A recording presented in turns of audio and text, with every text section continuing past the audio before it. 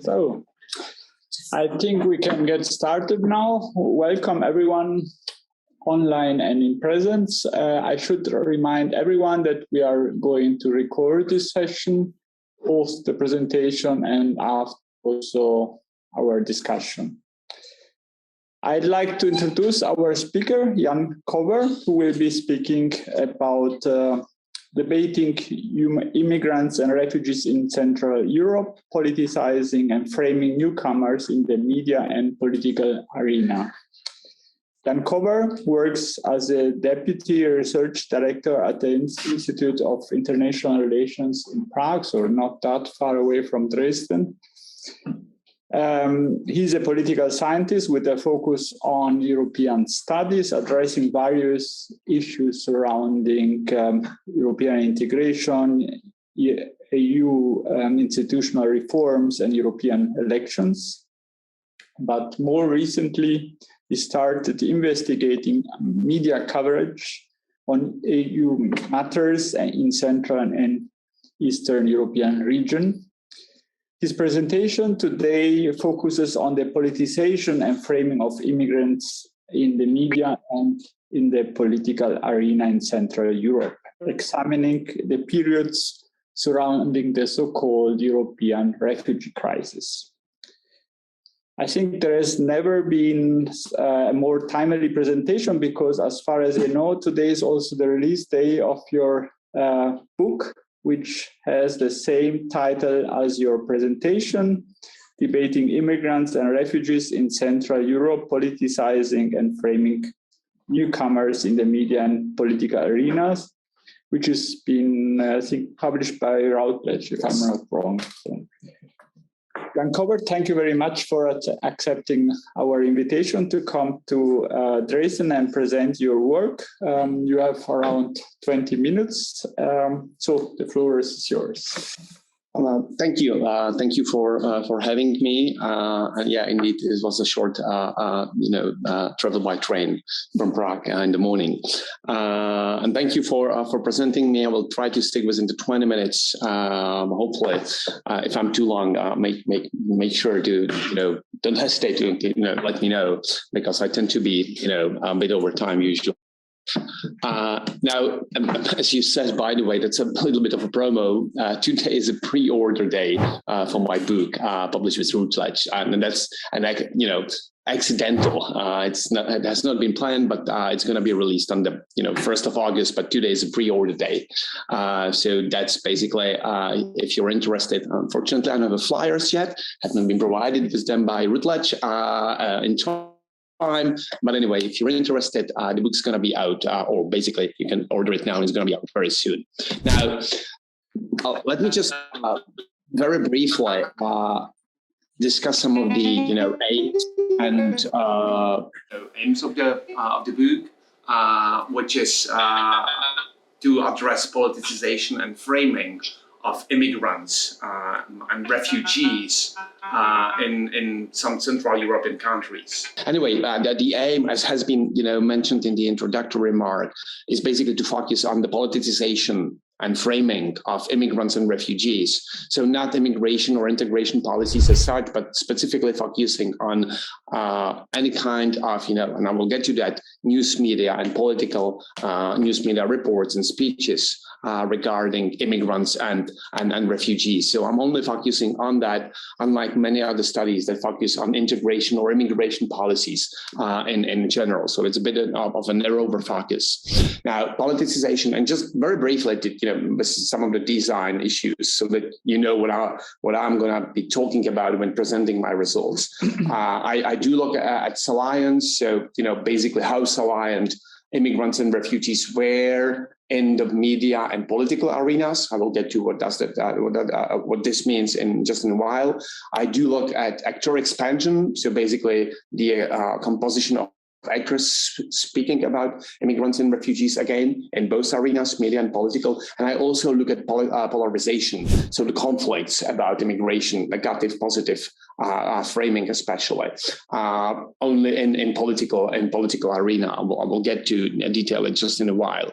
Now, when it comes to framing, I do look at the presence or absence, obviously, of 5 master frame, as I call them, using previous research that I have pre-selected, deductively, but also cross-checked inductively from the data corpuses. And especially, I not only look at the presence or absence of these frames that I will mention just in a while, but also on how framing varies based on several categorizations of immigrants. So where do they come from? What's their religion? And what's their legal status?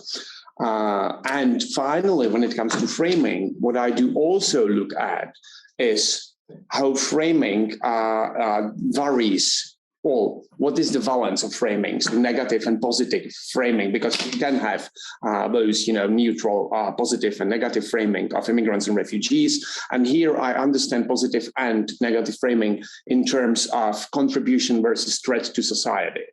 Now, when it comes to the 5 frames that I have selected, these are basically security, cultural, economic, humanitarian, and administrative framing. So basically managerialist or governance approaches to framing immigrants and refugees. And the idea, obviously, to focus on these 5 frames is to somehow pragmatically limit the number of frames. You can find other frames, obviously, but the idea was eventually not to end up with 10 or 15 frames, which you could, but to have a certain narrower focus when it comes to frames. So you do have security, culture, economic, humanitarian, and administrative. Now, I do cover 2 Central and Eastern European countries, Czechia and Slovakia, between October 2013 to 2017. So basically surrounding the so-called refugee crisis, having identified almost 9,000 immigrant-related news items in the media arena, and more than 1,500 immigrant-related speeches in the plenary.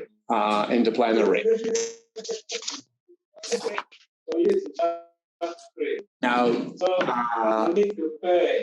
the categorization that I have mentioned, that I evaluate framing, or the variation in framing, are these basically 3 categories. So legal status, I do differentiate between explicit mentions of irregular immigrants, asylum seekers or refugees, and labor migrants. The second,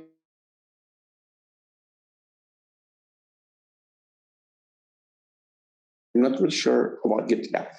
Religious category is dividing between Muslim religious background or denomination and all the other denominations. So basically Christian in Czechia and Slovakia, it's mostly Christian. They pretty much never mention, Jew or any other or any other denomination. So it's basically, Christians or Muslims. And then the region of origin, focusing on the MENA, focusing on non-EU Eastern Europe, so post-Soviet space, Ukraine mostly, but not exclusively, and the Southeast Asia. This is because Czechia and Slovakia and Poland as well, and other countries in the region, they have large Vietnamese, especially Vietnamese communities. So it makes sense to focus on these 3 large categories.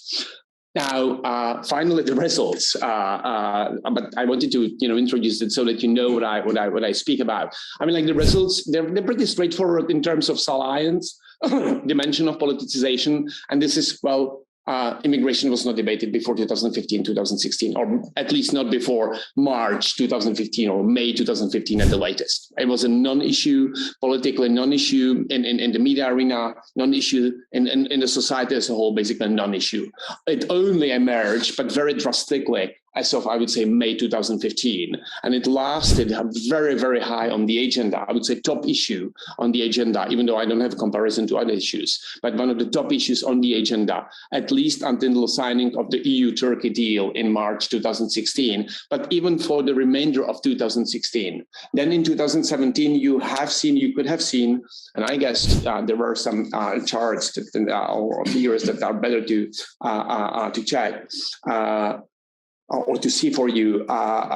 You can see that there was a huge spike, but even in 2017, there was a slightly higher amount of salience of immigrants and refugees than before the crisis. In other words, you can see that the crisis introduced a new topic to a socio-political discourse of the two countries, Czechia and Slovakia, and I would argue many other Central and Eastern European countries for the first time. And ever since, if you look even on debates today surrounding Ukrainian refugees, but also those coming from Middle East and North Africa at large, that the issue has remained on the agenda ever since, but it's never been the case before. So there's been basically a game changer in terms of political competition, and it's basically in both. This was a media arena. This is a political arena. So plenary speeches, but you can even there you can see the increase of plenary speeches devoted to immigration over time. Now I checked, whether there is some relationship to world events and salience of immigration, and well, there is some. So humanitarian incidents, they tend to, based on multiple regressions, they tend to increase, the amount of news items and plenary debates regarding to immigration. Interestingly, I didn't find any relationship between terrorist attacks occurring in Europe, France, Belgium, other countries, and the salience of immigration or immigrants and refugees. I have also not found any relationship between national level migration statistics, so asylum applications and number of detected irregular border crossings in Czechia and Slovakia. On the other hand, I have found a rather large effect between EU asylum statistics. So the more asylum applications there are across EU 28 or 27 now, but 28 back then, and the more irregular detected, illegal border crossings contacts, the more speeches and news items there were about immigrants and refugees. But overall, using all different time trend controls, the most important is really the effect of the crisis. So if you just make June 15 to March 16 as a control, is going to be highly and substantively statistically significant. Now looking only at the media arena, who are the speakers? Speaking about immigrants and refugees, and this is no surprise compared to research in West.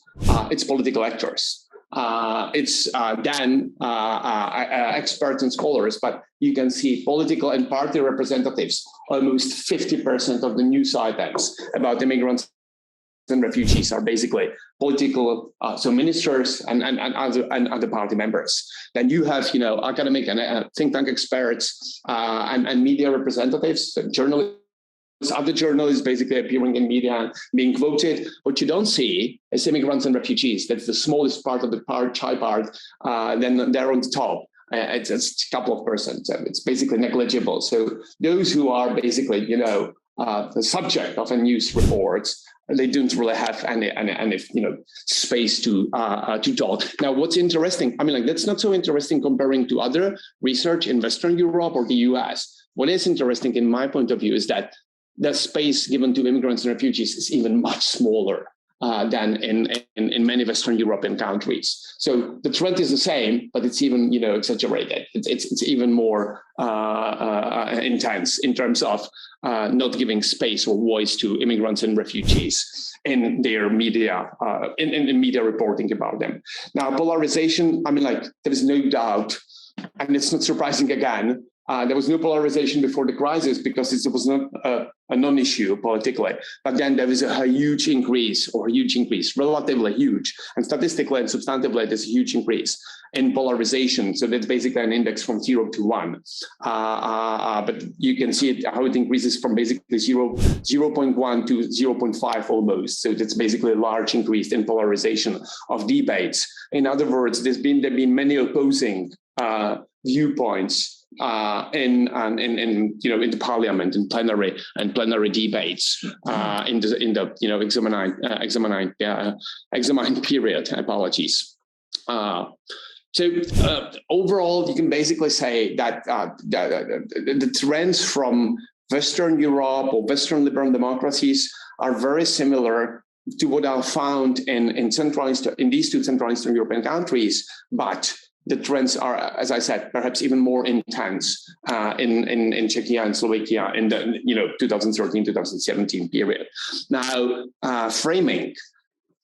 Looking at the media arena first, so news media reporting about immigrants and refugees, you do have three groupings based also on chi-square tests and other relevant testing. You do have, and I can move here so that you can see that, and I can describe it anyway.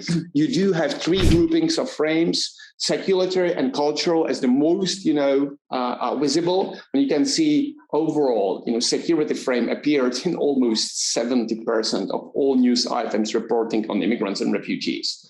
So there's been at least some mention on crime, terrorism, potential, raping, obviously, Cologne, New Year's Eve, and everything that was copy pasted to Czechia. They're gonna rape our women, that we have to, protect ourselves from these people. They're dangerous. So that's and cultural is the second most important. Usually they cannot adapt. I will get to negative, positive just in a while, but security and culture the most important. Economic much less.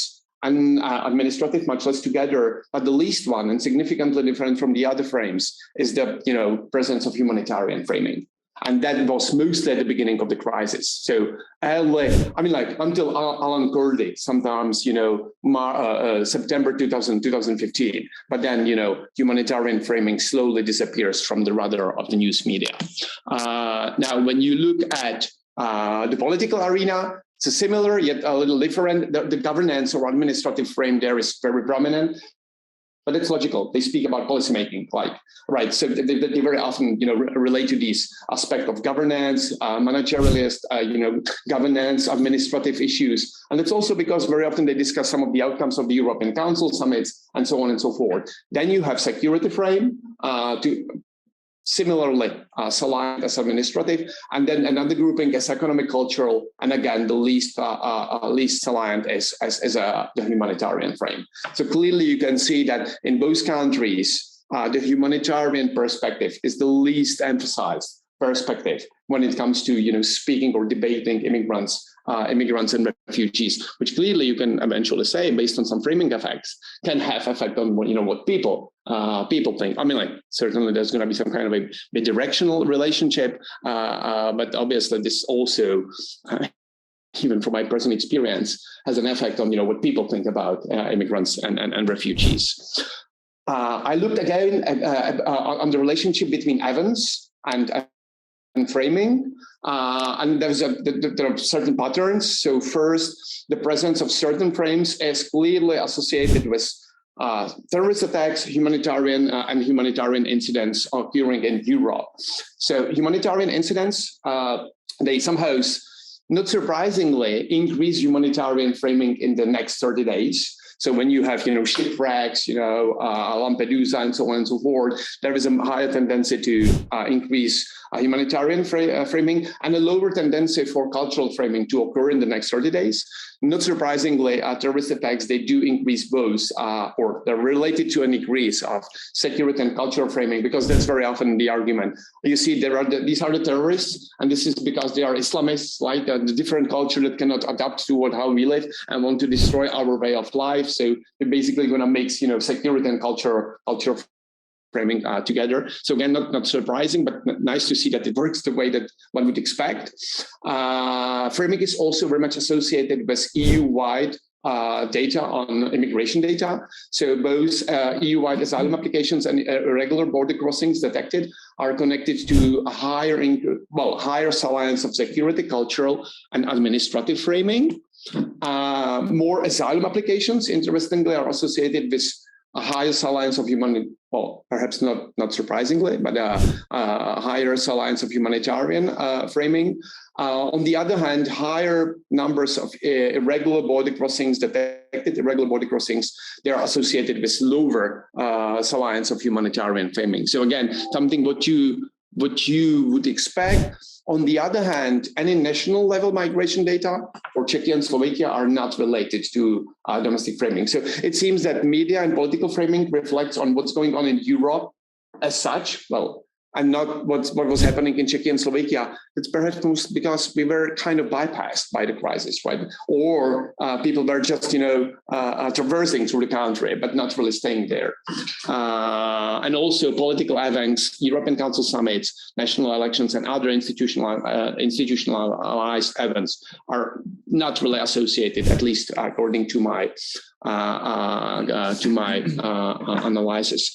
Now, crisis control, so looking for the period 2015-2016, you can see that there's been a significant and substantive increase of security, cultural, and administrative framing in this period. On the other hand, humanitarian and economic framing very much substantively decreased in the crisis period. In other words, the crisis led to kind of decrease of humanitarian and economic perspectives regarding immigrants and refugees. Valence of framing. Oh, well, not surprisingly, it's negative in both countries. More so in Czechia a little bit. From -1 to 1, you see that the average is 0.3, whatever, 0.25. In other words, it's negative in both countries. So most of the frames are used negatively. The only exception and most negatively used frames are security and culture. So it's not like we need multiculturalism. There's going to be a contribution to the society. It's rather the other way around. So that's a threat to our way of living, or that's going to be a security, rather than rejections of somebody saying, well, refugees are not a security threat per se. Rather they want to say, well, these are potential security threats or risks. The humanitarian frame, not because it's kind of positive by default, is the only one used positively. But it's not like that it would always be used positively. Very often what I have found is that there are rejections of humanitarian framing. These are the fake, bogus asylum seekers. We don't have duty to help them. There are no humanitarian grounds for us to help them. There is nothing like that. They should move to Lebanon from Syria. Not here. It's not our duty. It's their problem over there. Or the West caused that. So let's the West, but it's not our duty here in Central Europe to take or to be humanitarian, to give them this kind of humanitarian protection, to look at their human rights, because it's not our fault that this happened in the first place. And interestingly, if you look at Eurocontrol and time trends, framing becomes more negative over time since 2013 until 2017. I mean, I could have shown you this. I didn't. But anyway, I kind of walk you through that. And now, finally, the last issue I want to cover, perhaps most interesting. Framing very much varies based on how immigrants are referred to explicitly. So I looked at explicit mentions: Syria, Ukraine, Vietnam, and so on and so forth, or Muslims, Christians, or irregular immigrants, refugees, and economic migrants. And there is a huge, and there are very significant and substantive effects, especially substantive effects. It's very similar to media and political arena. There are some differences. I'm not going to get into those differences. I will just be looking at some, let's say, average trends. So, well, that's the regression analysis, and in red you can't really see that, but the results are not that important in this sense. But I'm going to walk you through that security frame. I'm looking at just the odds of the frame appearing. If you are from MENA, if it's explicitly mentioned, 100% up the odds. If you have Muslim religious background mentioned, 200% up the odds. If irregular immigrant is mentioned, 450%. These are very large effects, basically, right? If labor migrants or economic is mentioned, then there is a logical kind of a decrease of tendency to have security framing. Economic frame, again, coming from Eastern Europe, that's going to be very much up by 70% the odds. Coming from Southeast Asia, because Vietnamese labor, in Czechia, very much kind of incorporated there in terms of economic, increase the economic framing. Non-Muslim religious background, again, increases economic framing as opposed to, no religious background or Muslim religious background. And clearly, if somebody refers to a labor migrant, very often there's going to be economic framing. You see that the effect is very, very large at 2,700% increase of odds, but that's something you would basically expect. Now, what's more interesting, I would say, humanitarian frame. Oh, coming from Eastern Europe, great, humanitarian framing. And we know that very much now after the Russian aggression against Ukraine. You're coming from MENA, well, again, you do see increase. However, now it's coupled with if there is other religious background than Muslim, then this is the largest effect. So if you're from Syria, good, but you should be Christian. So we need to hug those Christians from Syria. We will be, there were even reports about, we will even build schools here if there are Christians from Syria, because they are persecuted, not only because they are in Syria, but also because they're Christians. So that's double jeopardy, kind of. And if there is a specific reference to asylum seekers, again, this leads to an increase of humanitarian framing. Cultural frame, well, coming from MENA, much more likely. You do have a Muslim religious background, much more likely there's going to be a cultural, usually negative framing. And also there is an increase in terms of cultural framing for Muslim religious background. But it's, again, I will get to that just in a while. It's like, you see, these are the Christians from Syria, they can adapt. So they are not threat to the way we live. And there you have kind of positive cultural framing. Administrative framing, perhaps not that I know this is interesting at the end of the day. If irregular immigrants are mentioned explicitly, it leads to an increase. But it's like deportations, return policy, and so on and so forth. Asylum seekers, that's a similar issue. Like we need to process them, we need to have detention centers, and so on and so forth. And if you're from Eastern Europe, that's not going to be very much about administrative framing. So I guess I have taken a lot of time, or haven't I? Oh, you are almost perfect in time. I just have a couple last issues, because now I was looking on framing and categorization of immigrants without looking at the valence of framing. So whether this is negative or positive.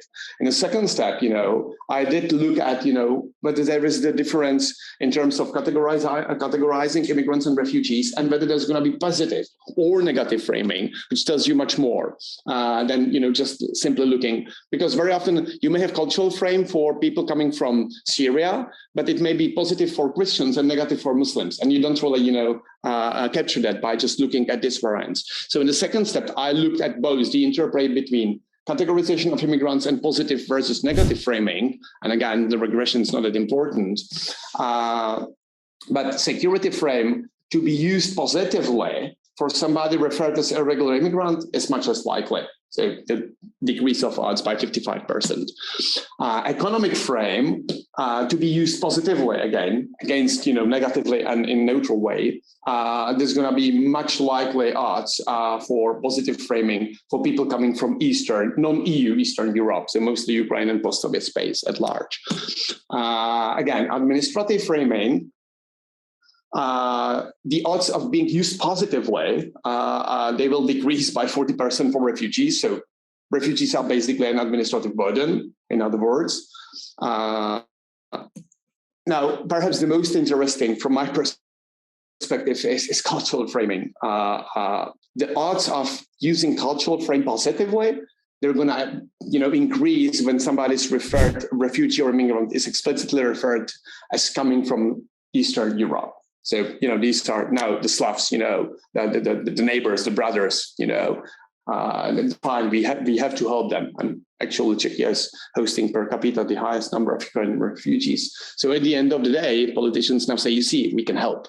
That was only because these were people that we did not like, but we can help now, which is whatever. The argument is funny by itself anyway. But anyway, cultural frame to be used positively decreases very much when anybody is referred as irregular immigrant explicitly. But most interestingly, humanitarian frame, you are coming from a country wherever, from any region, but you have non-Muslim religious background, then there's going to be a positive humanitarian framing much more likely. When you're referred to as an asylum seeker, this is also the case. On the other hand, when you do have Muslim religious background, the odds decrease by 80%, which is basically a lot. The odds can decrease at maximum by 100, not more, right? So decreasing by 80%, that's basically a lot. So 4/5 of that. And the same applies for asylum seekers. No, certainly not asylum seekers. That's a mistake there I made, but I don't recall what the correct result is right now. Because asylum seekers, they increase positive humanitarian framing. Oh, that's going to be irregular immigrants. That's going to be when you refer to as an irregular immigrant. Then, and this is it. So sorry for taking a bit longer, and thank you for giving me this. I hope it was not too boring. It's still just some of the sketches from the book, because presenting an entire book in 20 minutes is something like a squaring a circle. But thanks for your attention, everybody, on site and online. And I'll be looking forward to any questions, comments, feedback, whatever you may have. Thank you. Very much. It was not boring at all. It was very interesting. And sorry again for the technical problem we had at the beginning of your presentation. So now we have the possibility to discuss. I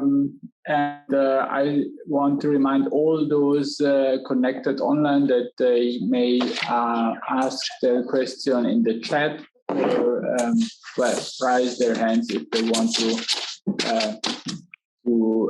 put their question vocally. And but first of all, I would like to ask all those in this room if they have any kind of comment, remark, or question to our speakers today. Marta?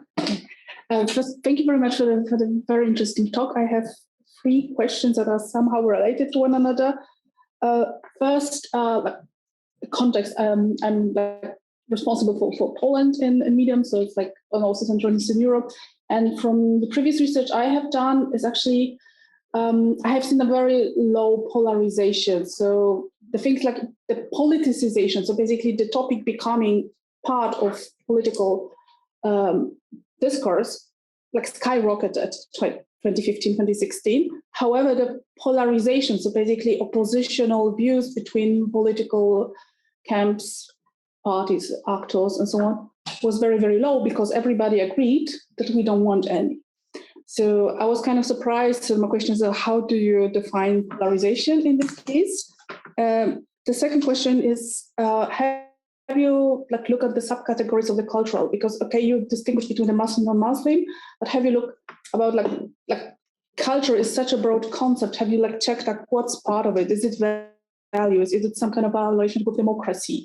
Is it religion already mentioned? Maybe it's language or this kind of a Slavic thing, like kind of mentality elements. Like what kind of culture, except for religion, plays a role? Do they also have anti-Arab, not only anti-Muslim but also anti-Arab sentiments in there? So I was wondering if you kind of try some subcategories of that. And the third question is about subgroups. So basically, did you see any significant differences between Czechia and Slovakia? And also differences between different actors by political affiliation or editorial profile of the media? So basically left wing, right wing, did you see any differences there? Thank you. Yes, thanks for the questions. I will just write it down. Should I? Yes. Should I go ahead? Thank you. Now, first about polarization, so that's a good point. Basically, I'm using an index for political polarization from the 1970s. A typical index for polarization being used in politicization studies of European integration, which basically I'm using the concept from EU politics and applying to immigrants and refugees. Now, the fact is that the index. Why I did found polarization is that this has been driven by very low number of factors. That, on the other hand, have been partly influential in the parliamentary speeches. So it's like most of the mainstream or most of the political representatives and during the plenary speeches agreed, and then you had an oppositional voice. An oppositional voice that in the plenary speeches, because of their structure, got enough space to speak as well, to be kind of the oppositional voice. But if you measured it more proportionally, which I did not, you would perhaps found lower polarization.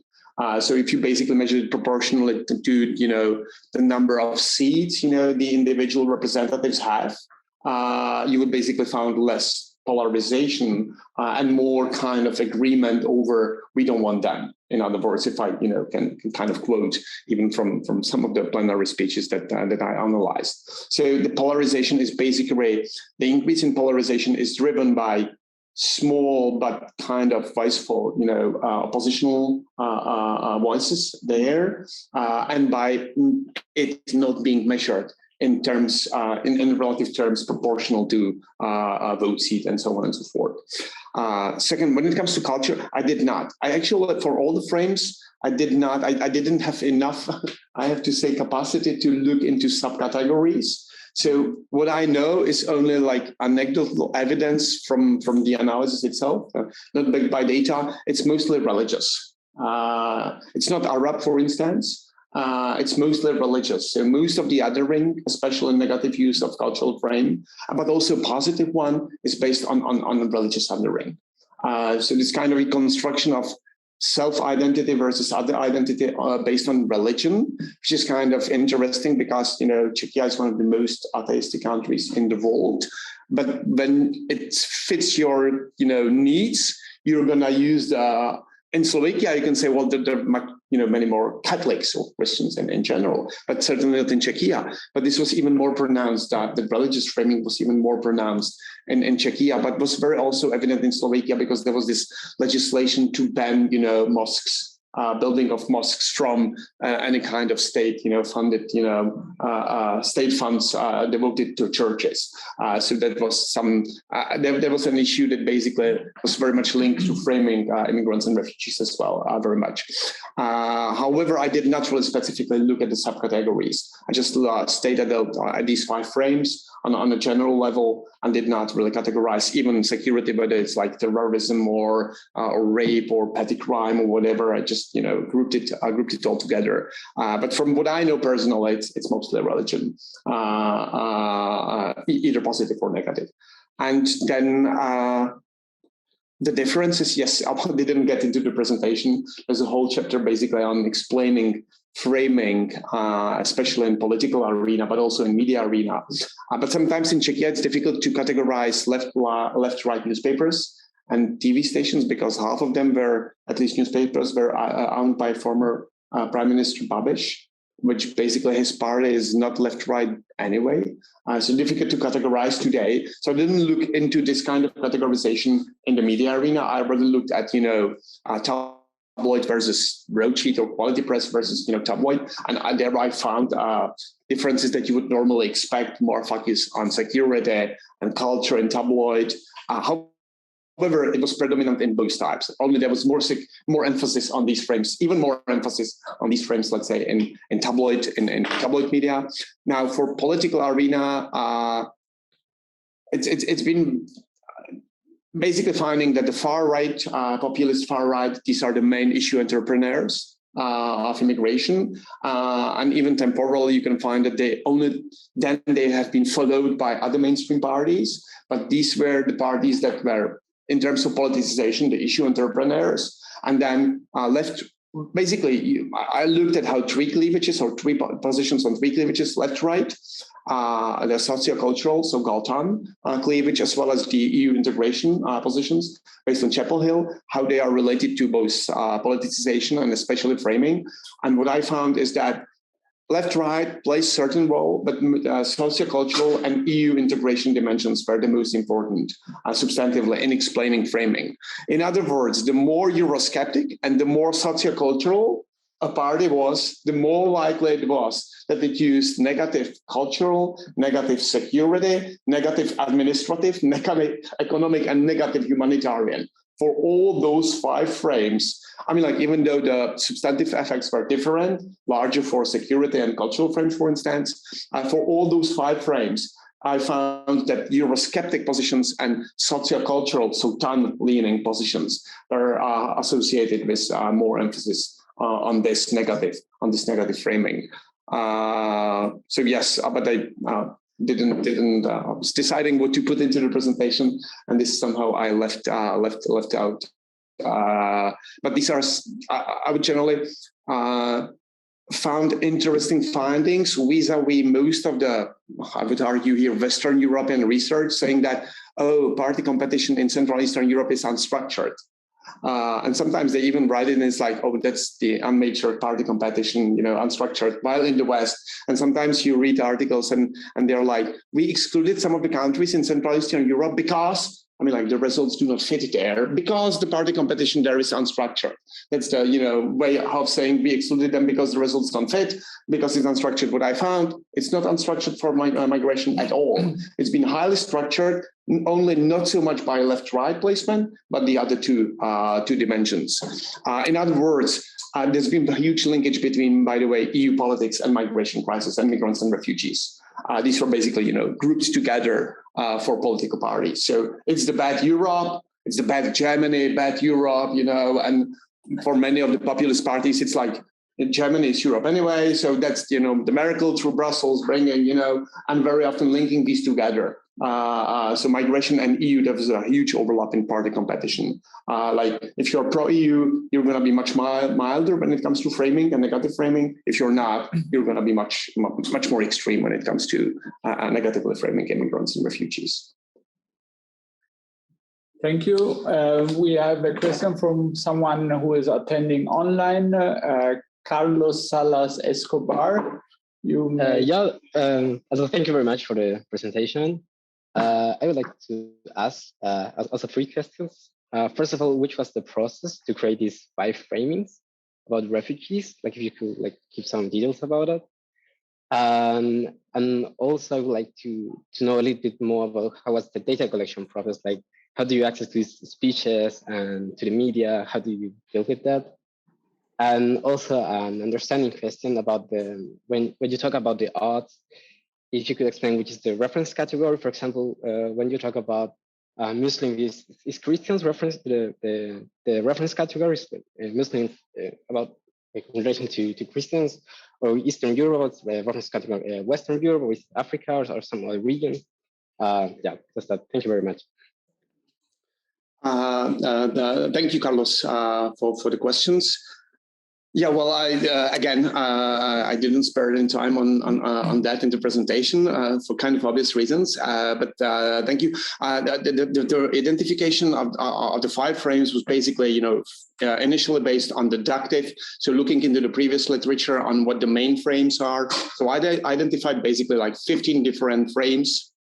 But again, I do explain it in the book in a sense that is hopefully more detailed. But some of the frames were so specific that you can kind of subsume them under other frames. So like, you very often have like citizenship frame or religious frame that you can kind of subsume under cultural frame. And what I wanted to do is eventually to remain limited to a kind of a handful of frames so that I can meaningfully do the analysis. So the reliability of the coding is not low, it's rather high, because there's been a lot of research assistant helping me, code because we did it manually. So it was all manually code. So I started with deductive. I tried to subsume the frames into several frames, and then I looked into the corpus with my research assistants as well. And inductively, we checked the validity of those frames, and based on that, we identified also the kind of administrative framing or governance or managerialist, whatever you want to call it. I do call it administrative. So that was basically the process of eventually identifying those 5 frames. I would eventually argue that you can find more frames, obviously, but it's with any framing analysis, you can always find more frames. Now, data collection, data were collected using a same approach, very similar approach in both arenas. So based on keywords, I have established a number of keywords to identify immigrant-related speeches and immigrant-related news items, as I call them. And then we did, both manual checks and computer-assisted, checks. Well, first started, with computer-assisted, and then cross-checking, manually, basically all of those items, whether they, fit, whether they are really about immigrants and refugees at the end of the day. And there's a basically very high correlation between what we found using the computer-assisted approach and the cross-check using human-based approach. So I was kind of confident that eventually we have identified all the relevant news items and plenary speeches, and we did have a co-occurrence of these keywords. So we established that for news media, the keywords had to occur or co-occur at least twice, and for plenary speeches, it was at least 5 times, because plenary speech can be pretty long, and you can speak about many, policy areas. So we set a higher hurdle for identifying a plenary speech as immigrant-related based on the occurrences or co-occurrences of the relevant keywords. And reference categories were always absent. I didn't mention this, but say absence of categorization of a particular categorization. So Muslim against, absence of categorization of immigrants and refugees based on religious, based on status, based on region of origin, or couldn't recall how I call it. So region of origin category. Thank you. The next on my list is Manis, Vice President. Many thanks for your very interesting talk. I found it remarkable that public debate in Czechia and Slovakia is so much related to foreign events and not domestic ones. So it's very interesting. And my question is very broad. I wanted to know, from what we know about the public debate on immigration in Western and also in Central and Eastern Europe, how would you contextualize the 2 countries? What's similar to other regions? Where are Czechia and Slovakia unique? What's your view on that? Thank you for that question, which reminds me, I didn't answer a question on the differences between Czechia and Slovakia, and I will get to that. By the way, not that many. I answered the question on the left, right, and not Czechia and Slovakia. So first of all, Czechia and Slovakia are not that different. What you can find is everything is a bit more negative in Czechia. Everything is a bit more negative. So all the negative aspects, if you look at them from a, let's say, liberal perspective, are very more pronounced in Czechia.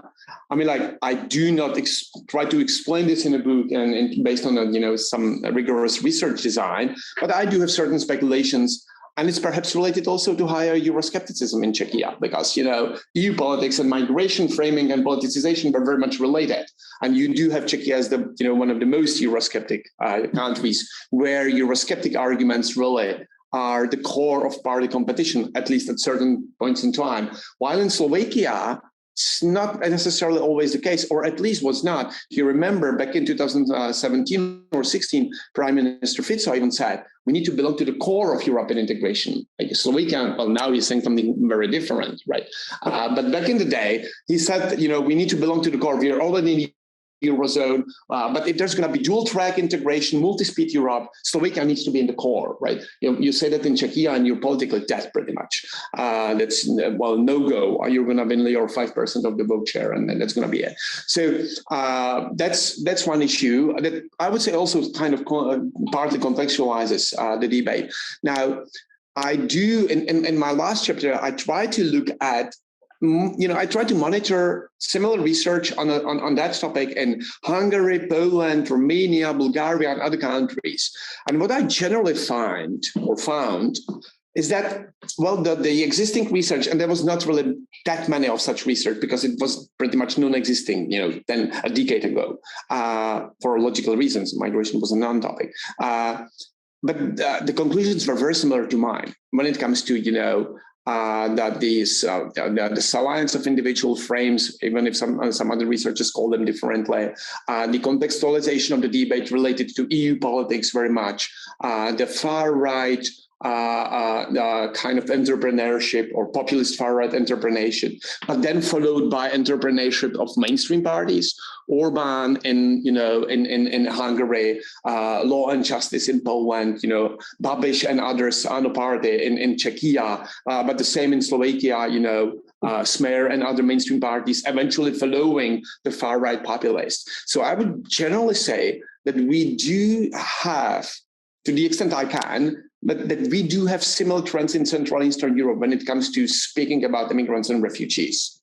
And some of these trends are different from Western Europe or Western European Union member states in a sense that there it has never really become a mainstream party issue in terms of negativity towards immigrants and refugees, or not to the extent that it's common to Central and Eastern European countries. I mean, not speaking about the Baltics because it didn't find that much research, but the rest of the region, you would really find it becomes a mainstream political issue in terms of negativity against immigration or immigrants and refugees, and very often linked to EU politics, which eventually tells you that at the end, what I would expect based on my research is that the cultural framing eventually is going to be the most important when it comes to speaking about migrants and refugees, which is something I write in my conclusions. And now the Ukrainian refugee crisis, movements of refugees, now kind of substantiated that argument, because very often these are the brothers, Slavic brothers. We need to help the Christians from Ukraine.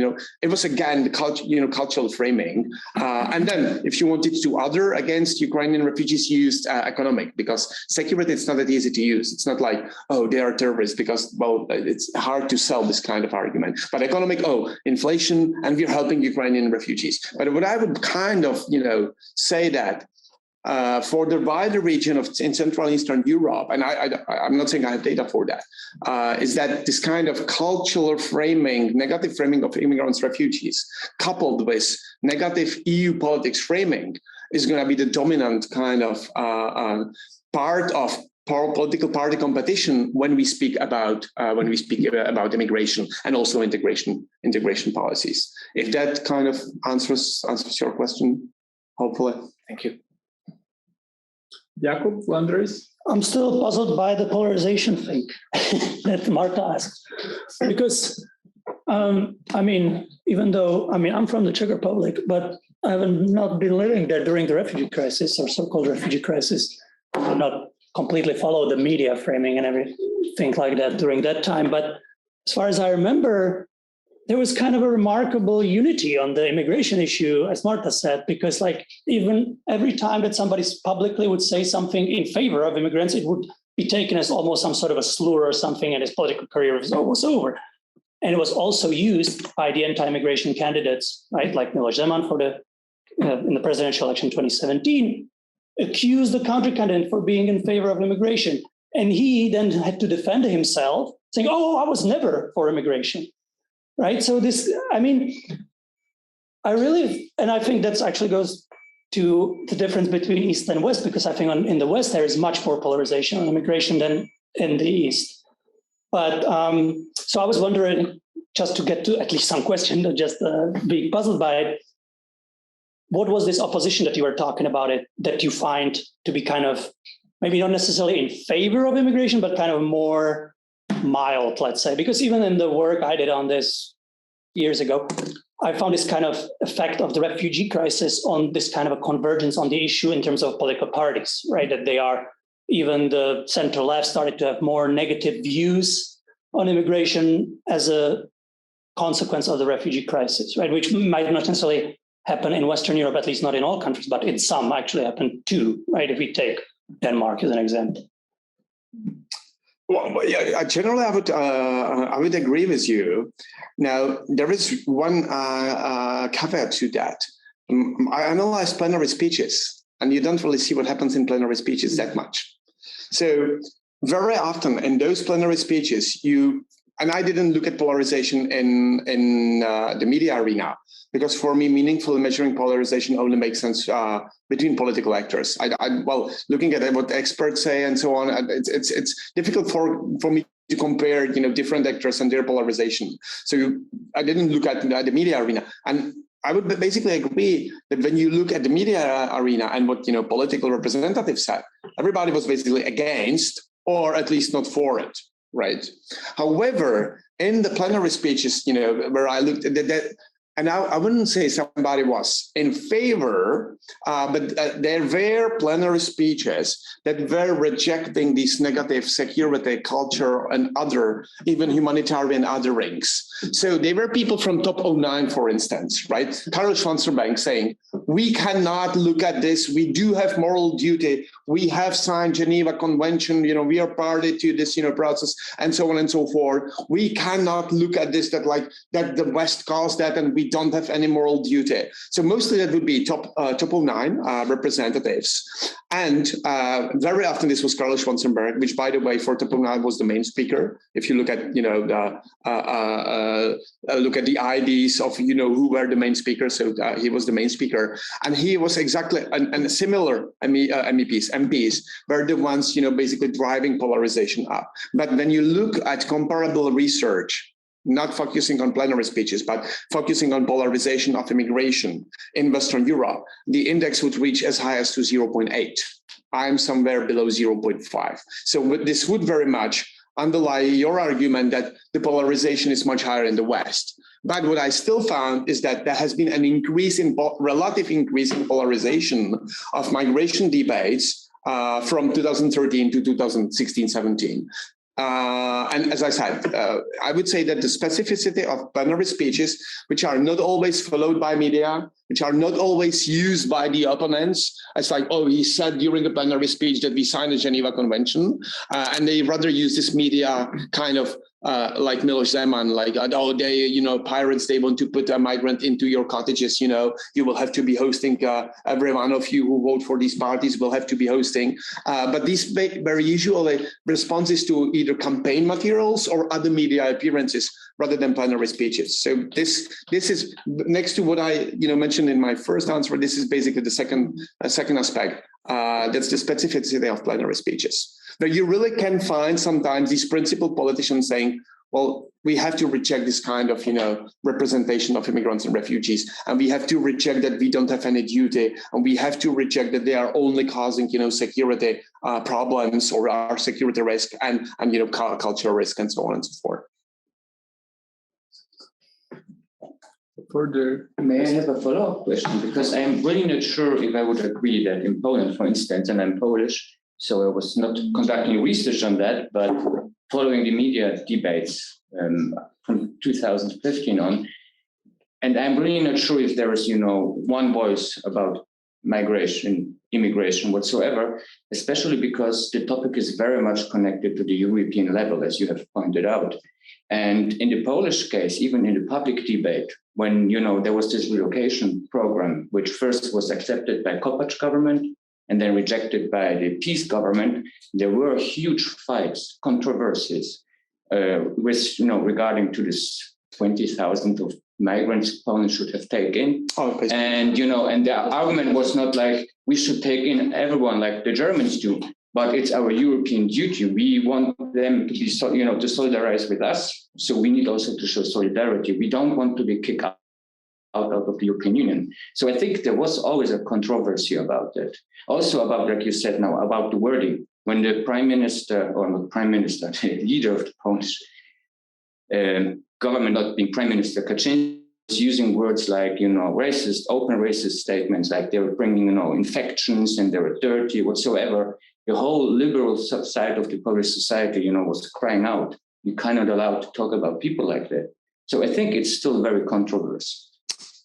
If I just may briefly, I would perhaps stick with Jakub on that in Czechia and Slovakia, there was a mainstream agreement overall, especially in the media debates. And it was very toxic to be in favor of migration. So you were mildly in favor or rejecting the rejectionist oppositions. I can say much less about the Polish. Obviously, even if I know that the relocation mechanism was initially, approved by the Kovář government to be replaced a month or 2 months after that by a law and justice government, and eventually not implemented and rejected and sued at the Court of Justice of the EU.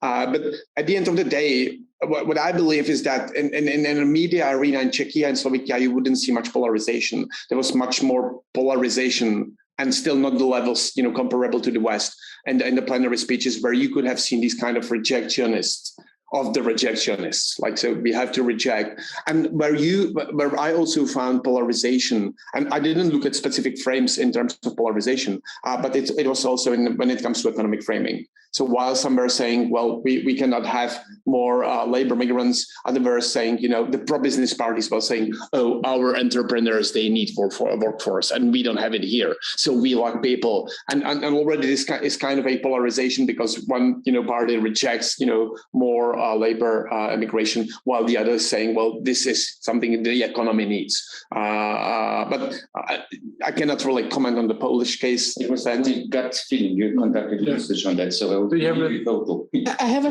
short follow-up clarification. If that's, you're right when it comes to the summer. So we had this kind of a contention, and kind of this humanitarian or like European frames and the kind of a more security, uncertainty frames in the summer, during the summer. So when you look at the CEBO, so the kind of a public opinion polls, you also have like 15 to 20% of people saying they don't know what's their attitude towards taking in refugees. So in summer, I agree with you, there was a contention. However, by November, you see the right-wing frame of security, of not taking anybody, of this being a threat to Polish democracy, to culture, and so on. Anti-Muslim, anti-Arab refugee sentiments actually won, both in the public opinion, so across the opinion polls, and in the politicians. So basically, people in the politics who were kind of trying to champion this kind of a more humanitarian frames shut up, basically.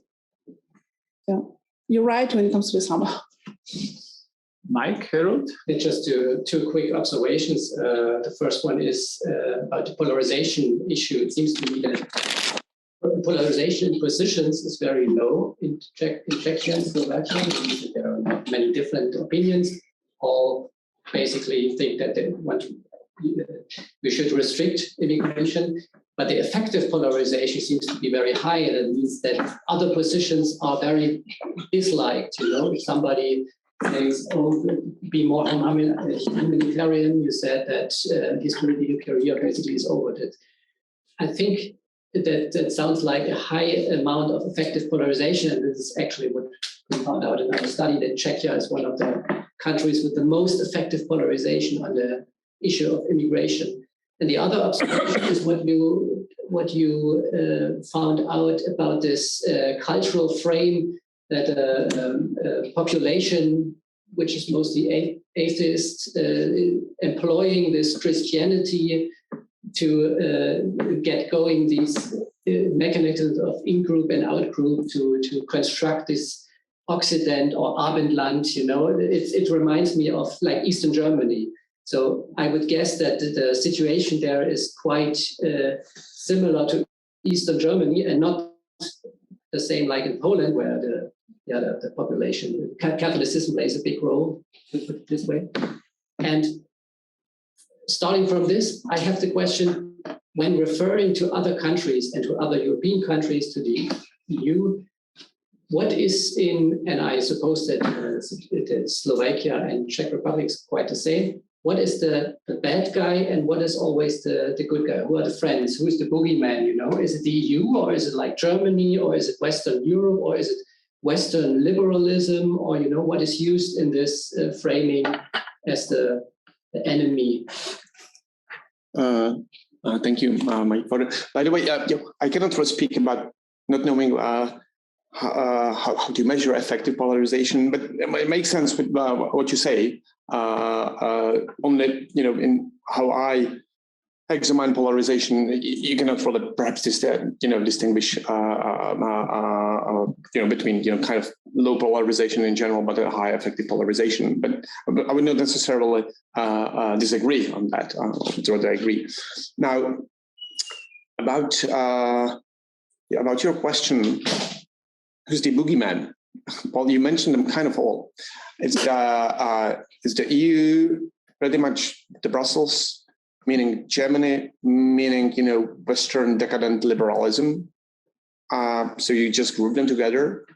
Very often Germany is not mentioned explicitly, but very often when you say Brussels, it's implicitly meant like during migration crisis, this was the Merkel government, which is pushing over their liberal agenda on the EU, and the EU is basically the pro-liberal, pro-globalization movement that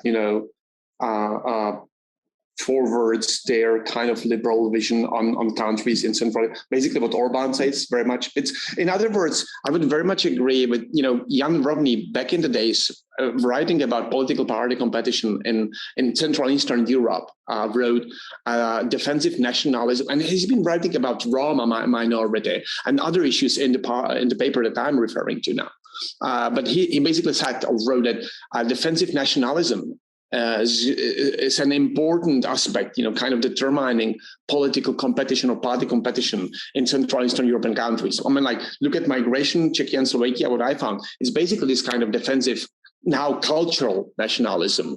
Now, back in the days, he was speaking about the, globalization, the multinational companies, the Roma as a cultural aspect of that. So always this kind of defensive nationalism, us small against them, imposing these bad, whatever global multinational companies, capitalism, forms of capitalism, and so on and so forth. When it comes to migration, it's pretty much the same. It's again kind of defensive nationalism, our domestic identity being overridden by this, German multicultural EU imposed, liberal order. So these would be the boogeyman's kind of, focused together and very much playing into this kind of defensive nationalism framing, which is very much linked to culture, which is linked to why I said I believe cultural framing is going to be dominant, because very much fits the already established defensive nationalism as a key aspect of party competition, not only in Czechia and Slovakia, but in wider Central Europe and Hungary,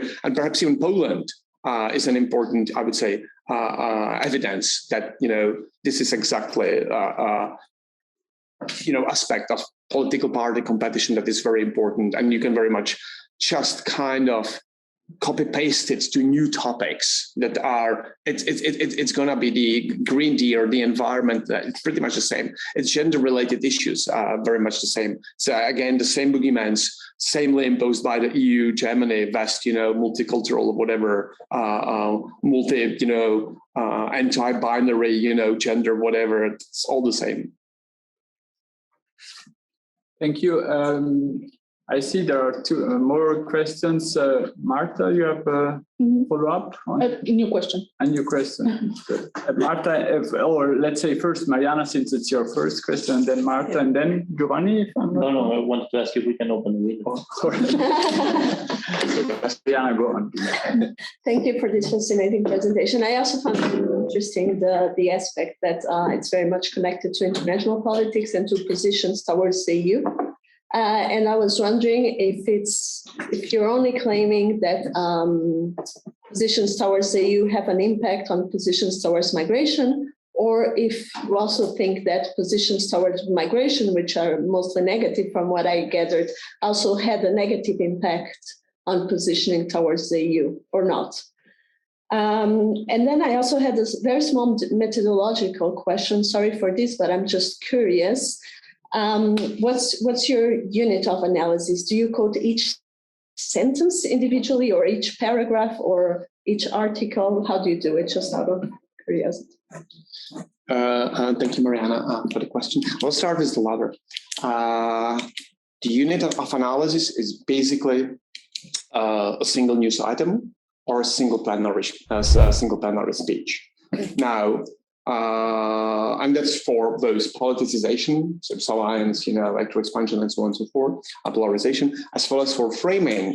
Now, what is then important that for framing, it means that multiple frames can occur within one unit of analysis. So but that's a very common in all framing analysis. I mean, I have seen framing analysis that, and it's especially the problem of topic modeling approaches or some other statistical based, language models, that they assume that there's only one frame per item, which is basically what I found, using human coding. It's never the case. Yeah. Practically never the case. Yeah. Even within a short newspaper items, you could easily find up to three frames. So all the methods that I sometimes see and read about that understand, that there's going to be one frame per unit of analysis, and the unit of analysis is not a sentence. And sometimes even from a sentence, this doesn't really help, because in a sentence, you can use culture and security framing very easily together. And that's actually what happens.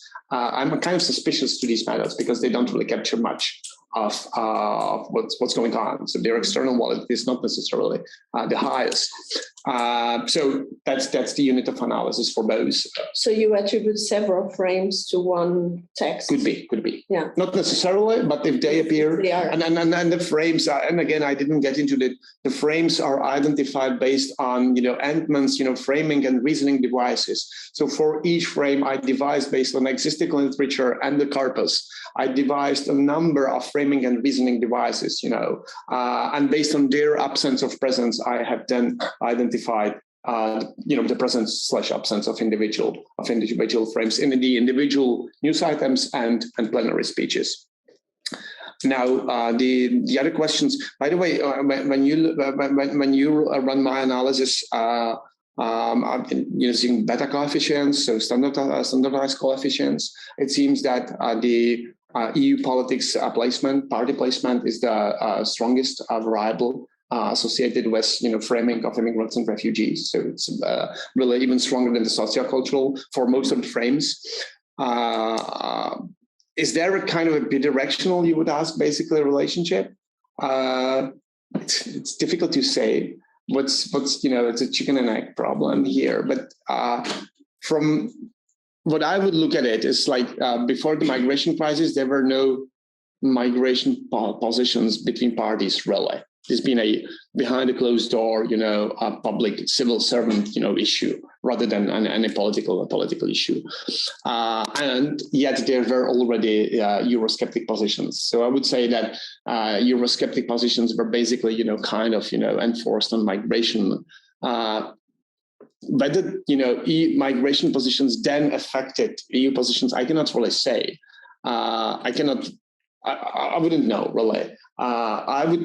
What I would kind of imagine that there's been, a mutual kind of strengthening of these two. So if you already have Eurosceptic position that you were hard on migration, and then as you were hard on migration, and then relocation scheme and everything, that was again, the EU is dictating us, Brussels dictating. So then you actually adopted, I would say, even more kind of negative, positions towards the EU. But you would have to have data for that, and I don't really. So it's just my guess.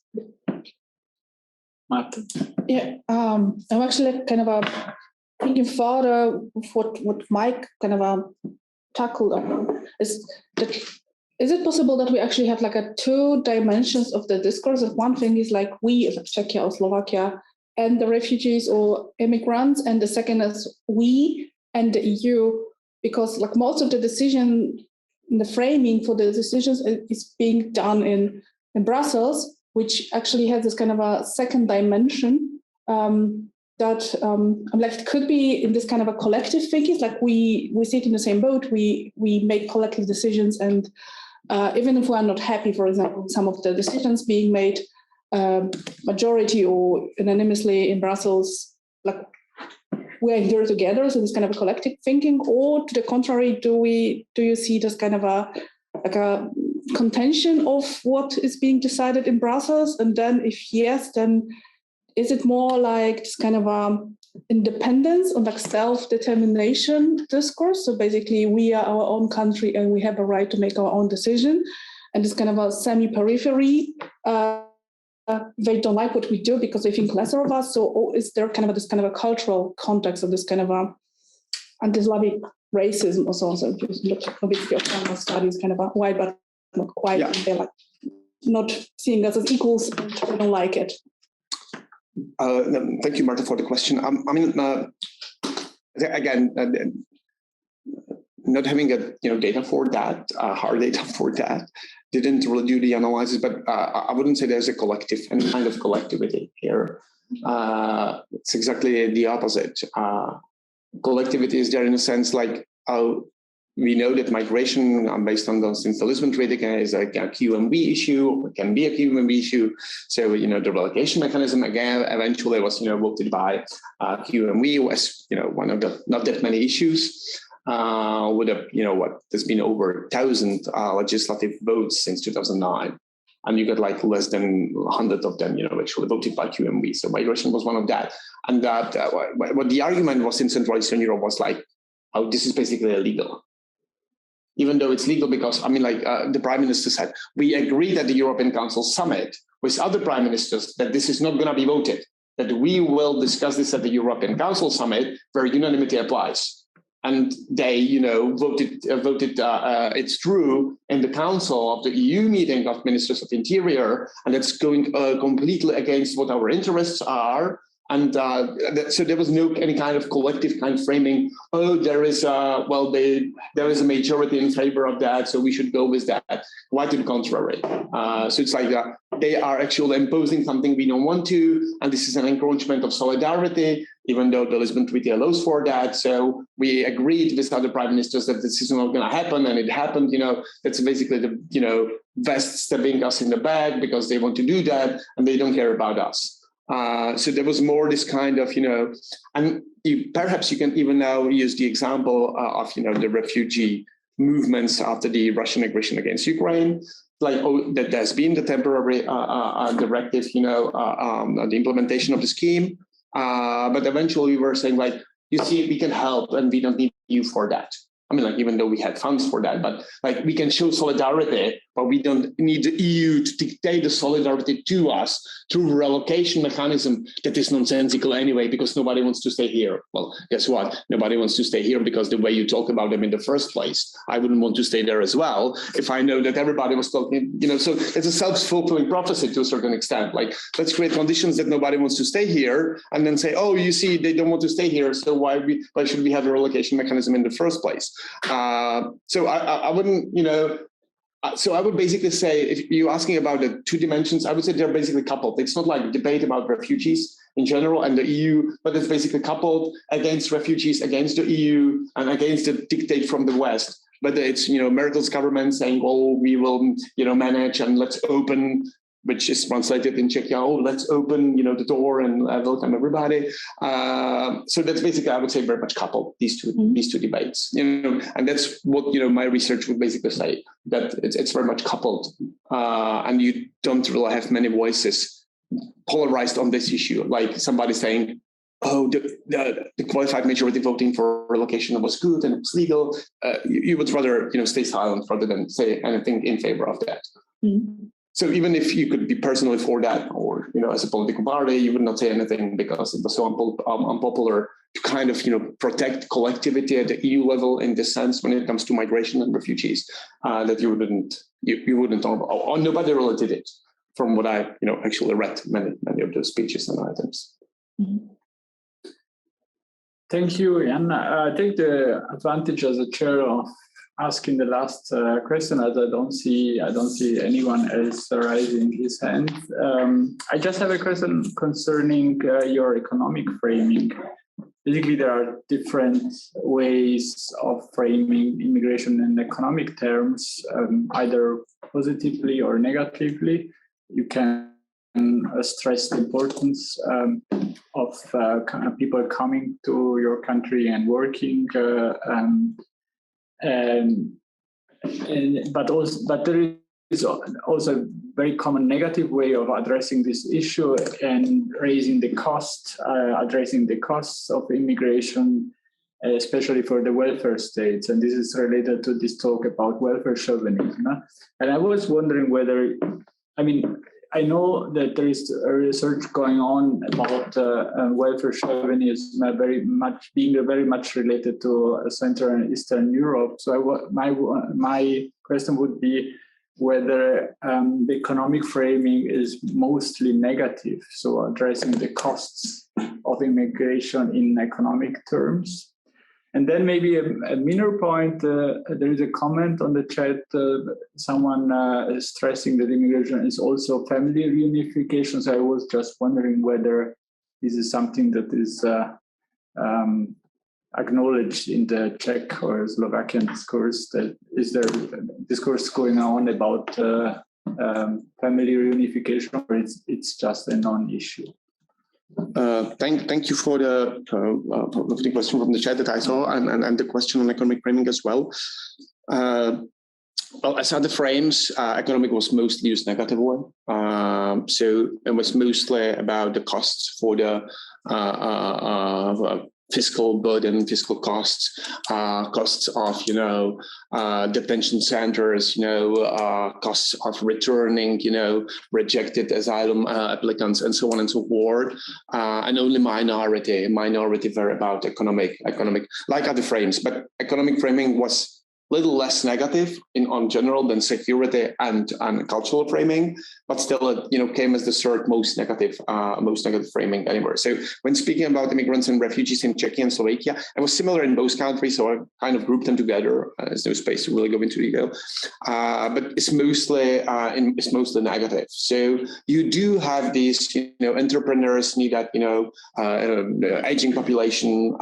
You do have this pensions need that we don't have labor force, and then there's a lot of job openings in Czechia. We don't have people to fill them with, right?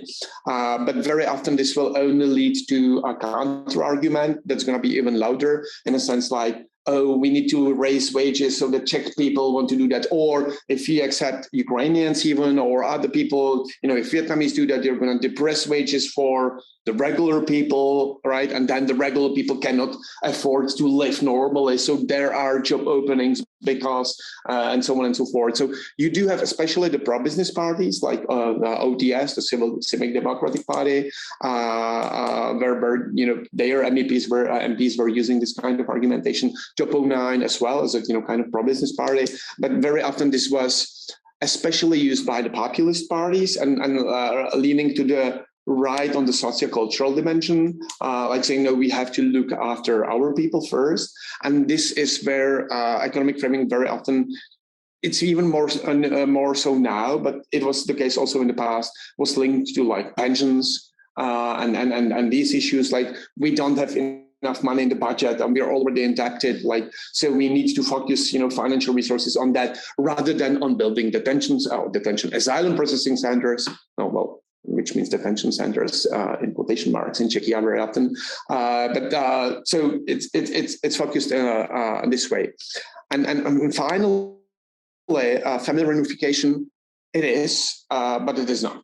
It is an issue, not significant. In my research design, this was very much be part of the administrative framing, because it was very much connected to the administrative aspects, and like most of these people coming from Syria or Iraq, and so they have ties in the UK and France and Germany, so they should go there and they should not be here. So very often this kind of family reunification was used as an excuse that we shall not welcome these people based on like procedural reasons, because they, based on family reunification directive and so on and so forth, should already be accepted, elsewhere in the country. So family reunification does not appear that often. If it does, it's mostly spoken about in this kind of, procedural governance, avoiding, terms. Like we do have rules that basically mean that we are not the responsible country. Thank you very much. This was a very interesting presentation, but also very interesting and lively discussion. We are very much looking forward to your book, which is coming out very soon. You are not going to use the feedback for your book since it's already ready, but maybe for further research. And it was nice to have you here in Dresden. Well, once again, thank you for having me, and thank you all for attending, having questions. I will certainly not use the feedback for this book, but I'm not quitting on migration studies, so it's certainly going to be helpful for my future work. So really, I'm glad I could come and present here. Thank you all.